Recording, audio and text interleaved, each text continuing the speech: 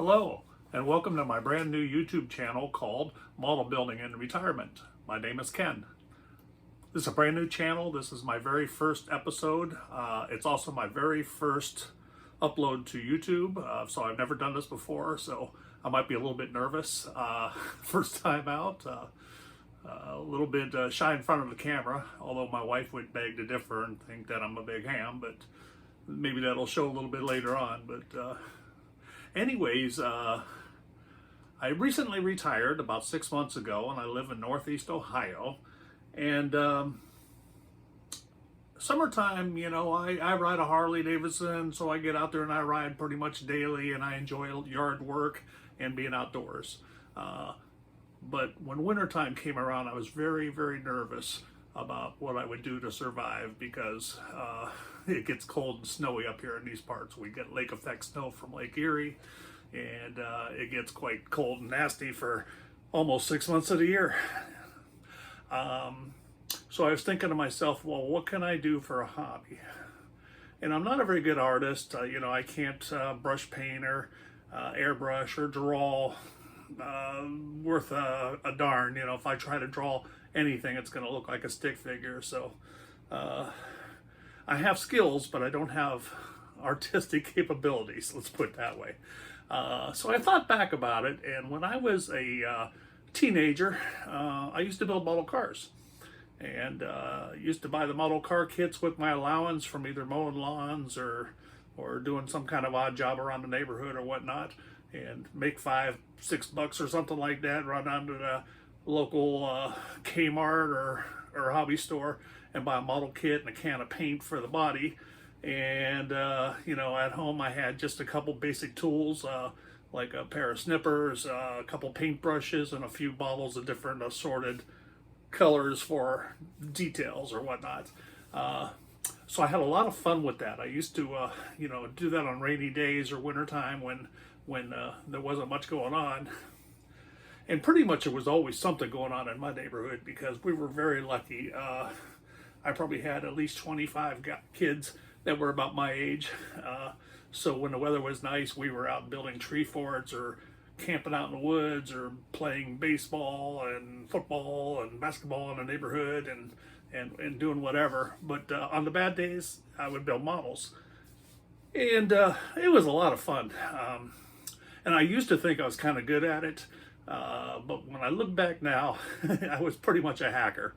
But it did bring me enjoyment. And I got to thinking about it. I'm just a naturally detail-oriented guy, and I have painting skills. I have painted my own restorations of real cars in the past. My profession was metal heat treating, quality management, and metal heat treating, which was changing the structure of steel or whatnot. Had nothing to do with hobbies and toys and stuff, but on the side, I always had interest in painting and restoration or whatnot. So I decided, well, let me pick up back on that hobby. Watched a bunch of YouTube videos. There's some really great guys out there. There's a lot of channels out there. Let me tell you, I was even hesitant about starting my own, and I'll tell you why in a few minutes. But I learned a lot from some of the following guys. There's Craig at Craig's Corners, James at Skill Model Experiment, Jason at Blue Ox Models, Frank at Frank's Model Works, and Raul at the Muscle Car Modeler. These guys are really, really, really talented and been building, I guess, pretty much all their lives. So they got a way big head start over me. However, I also watched a lot of guys that really didn't quite have the skill set yet. So I picked it up pretty good, learned how to do a lot of stuff, and bought a lot of supplies, things that I didn't think of when I was a kid. So I bought an airbrush and an airbrush paint booth, and then all kinds of little tools, bare metal foil for doing chrome trim, large variety of paint brushes, paint pens, markers, paint colors, brushes of every kind of size and shape you can think about, accent panel accent liner for detailing grills and wheels and cars and door jambs or whatnot. So it was kind of an expensive getting into the hobby.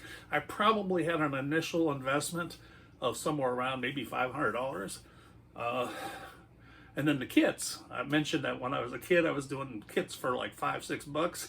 Well, now, unless you find a real good sale someplace, on average, a kit is probably around $30.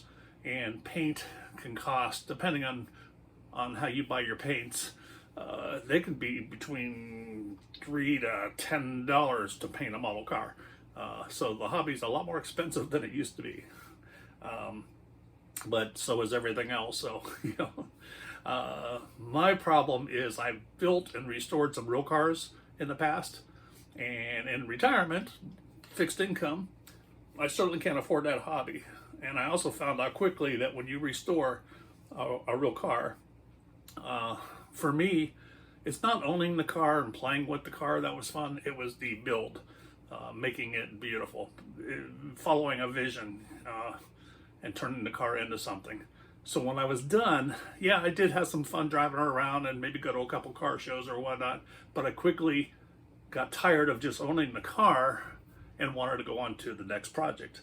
And if you've ever restored a car, you probably know that it's not a money-making venture. It's best to buy a car that's already been restored by somebody or 90% restored. But in my case, I found out quickly that you lose thousands of dollars on each vehicle that you sell after you've just made it beautiful. But to me, it was the build. So in retirement, I knew I couldn't do that and sustain that. So that's another reason why the model building seemed very appealing to me, because, I was a teenager in the 70s. I started driving back in 76. So I was surrounded by the 60s and 70s muscle cars of the era. And unfortunately, by the time I started driving, the brand new cars were underpowered and just, nothing to even write home about. They don't have even any kind of classic value. But the 60s and 70s cars were quite available to a guy at my age. And at the time I was working at like McDonald's. But you could buy those cars for $500 to $2,000 range. Hell, I've even bought some for $50. So it was just not gonna be practical for me to continue doing the real cars. So model car kits, there's plenty of availability of muscle cars from those era, the 60s and the 70s, and I'm a fan of old cars. And of course, back then it was just the big three. There was Ford, Mopar, and General Motors. Chrysler, I guess you could call it. But I was a fan of all cars. The family was pretty much Ford, and I did start out with Fords. But I've owned some Mopars, and I've owned some Chevys, and I've owned quite a few cool cars. To me, if it looks cool and had some features on it that just seemed like it'd be fun, I owned and bought. And I've had quite a few cool cars in the past. But those models are now available. And one of the things I found with the hobby is it's a lot of fun to just not only build models and pick a color and kind of pick a look for it, but it was kind of fun. And several of my builds that I did are actually recreations of cars that either I myself or some of my brothers had back in the 70s, which might have been unique to the color, the type of stripes that were on the car, not necessarily factory, but whatever whatever they looked like when they were 5 or 6 years old. So it was a lot of fun recreating that. Also, it's just fun to pick up a model. When I'm in a store and I look at a model, I think about it and I think about, well, what kind of color I might want to do with it. And pretty much before I start building, I exactly know how that's going to look when it's completed, unless I do something really stupid to screw it up. So generally, I see the finished product before I even begin building and plan around that. So I'm having a lot of fun with it, and it's a hobby that if you enjoyed it as a kid and you're looking for something to do, I recommend that you give it a whirl. And that comes into why I'm doing the channel. Now, the other YouTubers that I mentioned, they got a lot of great content, and that got me up to speed quite quickly.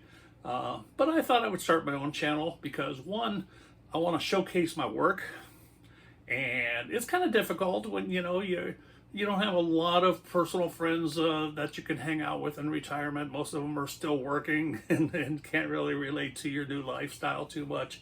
So I could spend a couple weeks building the perfect model, and about the only person I can show it to right around the house here is my wife, and she'll say, "Oh, that's nice, dear." So I get 3 seconds of wow, and then of course I admire it for a little bit, and then I put it on display. Like you might see behind me, I have a display case here, and I also enjoy doing photography of the models when I'm done with them. I built a little diorama. You might have noticed it in the thumbnail at the beginning of on this show, but I built like a little diorama garage where I can showcase the cars and pose them in different environments, whether they're being worked on or the new arrivals or getting a lube job or whatnot. So it's kind of fun not only to build the model but also pose them, do photography. But that's why I built the channel, or started the channel, is so I could showcase these and share them with a larger group of enthusiasts. I can offer what I've learned. So in the upcoming episodes, I will do some builds. I will give recommendations with what I've learned. A lot of it will be maybe rehashing stuff I've learned from others, but I'll give you my take on it, or maybe I'll put a spin on it on my own. But I'm also welcome anybody to comment. By the way, if you like my content, please like and subscribe and comment below. But if you see me doing something wrong or you want to give me some advice too, I'll read it. I'm never too old to learn. At this point, I've only built about a dozen models. In fact, I'll show you a couple here that I've done, and maybe I'll get some slideshows going on showing some of my other work. And in the future, I'll do builds that show what I'm working on presently. But here's just one example here. So this is a 1967 Oldsmobile 442. And this is one of those recreation models. My brother had this exact same color and model back in the 70s. His was a little bit worn, and I think even had a quarter panel damage from an accident before he even bought the car. But in essence, this is what the car looked like. So it was a lot of fun building this. Most of my work goes into the exterior appearance, but box stock is what they call it, where you just build a model kit for the what comes with the kit. So my models are somewhat detailed in the engine, but I'm not doing any hoses or wiring and things of that nature. Underbody, it varies on model to model, but I'll do some detailing on the bottom of it. And if you notice, there's bare metal foil and decals and clear coat and base coat all on the car here. And that is actually my favorite part of the build, is building the car, the paint, the exterior, and then the rest of it is that gets me the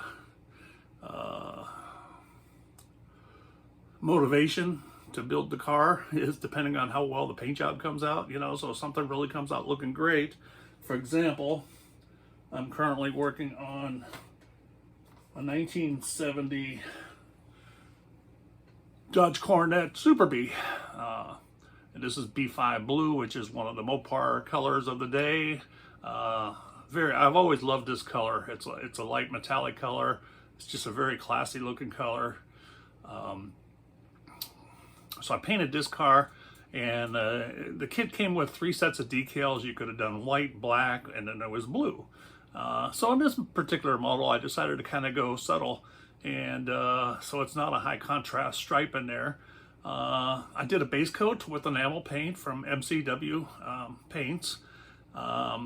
Then I did my decaling, and then I used 2K urethane automotive clear to clear the car. And as you can see, it's got a really nice brilliance and shine to it here. And I'll give some tips and tricks in the future on how you get that finish. But also, I like to experiment and try different things. So this is a 1965 Ford Galaxy, and it's been weathered quite a bit.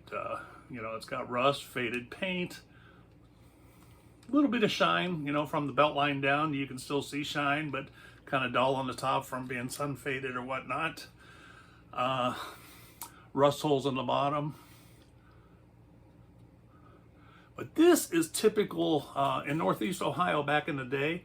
A brand new car in 1965, you bought this off the showroom floor, and usually in about 5 to 6 years, if you drove it in the wintertime through the snow, like most people did to get to work and be their grocery getter and everything else, this is what the car would look like after 5 or 6 years.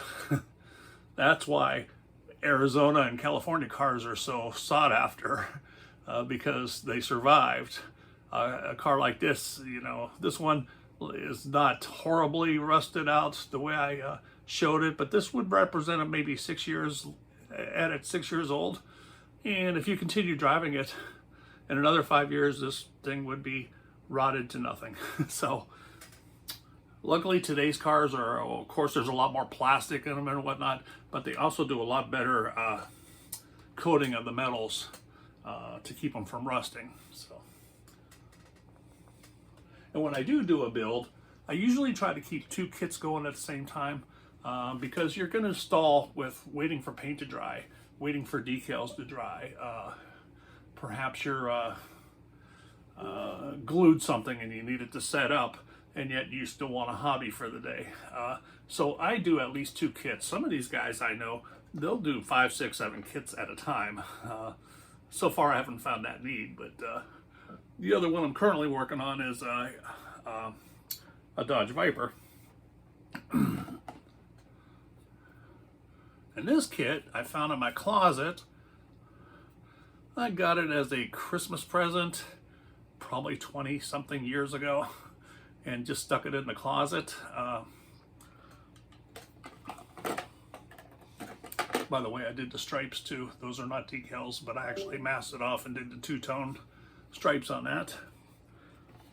But this was in the closet, and I finally got around to building it. And I've only done, since I got back into the hobby, I've done about 12 cars. I have 18 right to my side here that I have purchased that have yet to be built, because once you get into this hobby, and pretty much anybody who's already in the hobby knows that you get addicted to the hobby and collecting kits. I thought I was bad being a brand new beginner and you know, got 18 kits to build. You know, and just the other day I found a sale and I bought like 4 or 5 more kits with when I still had 8 to build. And of course I found out that through Model Building Anonymous that some of these other guys have 100 or 200 kits in their stash that have yet to be built. So I don't feel too bad yet. I'm going to try to keep it in check. But the cool part about the hobby is, even though the model kits are a little bit more expensive and the supplies are a little bit more expensive than they used to be, the hobby is relatively cheap to try to build a one-to-one car, you know, which can cost you in these days $40,000-$50,000 to restore yourself, or if you just want to buy one, you know, that price range too, if not more. You know, if you're going to do a model kit, if you don't buy any sale whatsoever and you just buy them at retail with the paint and everything, I'm going to say your expense would probably be about $40 a kit. But oftentimes there are sales, so you can lower that down to about $25, including everything, the paint, the glue, the model kit and everything. So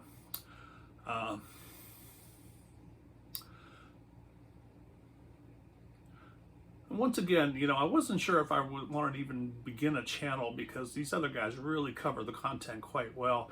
but I thought from a retirement perspective that I can just put a new spin on it, because it got me through the winter. I had so much fun just locking myself. This is a room down in the basement with no windows, but it's comfy. It's surrounded by automobilia, pictures on the walls, model kits, die-cast cars, Matchbox cars, everything in here. So everything's car themed. So I'm really comfortable in here, and I can lock myself in for hours upon hours and, come up for dinner. And that sure beats being on the couch watching TV all winter long.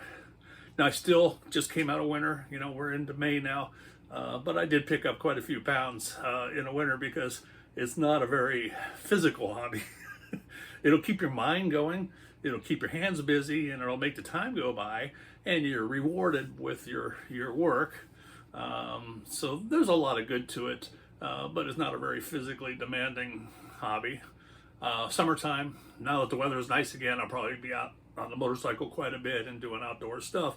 But I will still keep building, because we get quite a bit of rain in Northeast Ohio, so there's going to be days where I can't do the outdoor stuff, so I might as well continue builds.